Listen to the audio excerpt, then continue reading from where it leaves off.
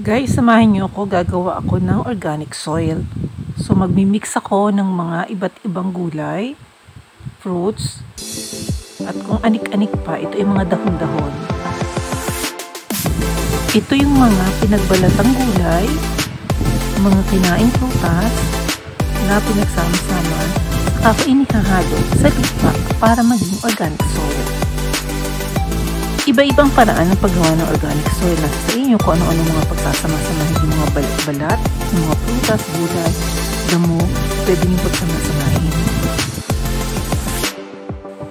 Pagkatapos kong mapino lahat ng mga ginayat-gayat ko mga balat-balat, ito inihalo ko sa isang regular na lupa kung saan ito ay minix ko ng mabuti para magsama-sama siya.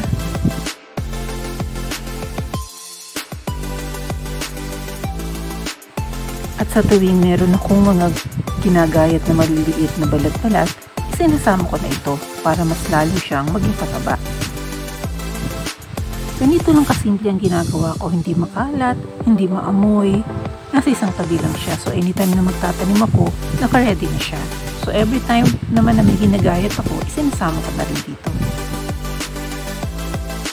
Tandaan guys, malimit o dapat lagi niyo silang haluin araw-araw para mag-mix lahat yung mga ginayat-gayat niyo.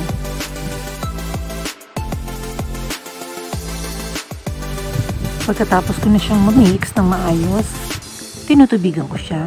Pero tatandaan nyo, kailangan nyo siyang takpan para hindi siya langawin. And then, the next day, pag maaraw na, tanggalin nyo yung kanyang takip para maarawan naman siya. And then, lagi nyo siyang i-mix ng mabuti para maghalo-halo lahat ng mga inilagay nyo ng mga dahon-dahon at balat-balat. At syempre, lagi nyo din siyang dadagdagan ng panibagong lupa. And then, mix lang kayo ng mix. Ayan, ready na ang ating organic soil. So, anytime na magtatanim kayo, pwede nyo na siyang gamitin. Basta dagdagan nyo lang siya ng dagdagan ng lupa. Every after na magkukulang siya.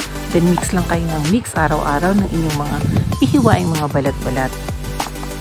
Basta inyo lang tatandaan na palagi itong takpan para hindi siya langawin.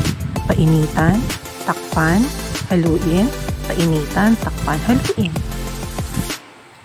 At manaka-nakang tubigan. Sana ay may natutunan kayo. Hanggang sa muli.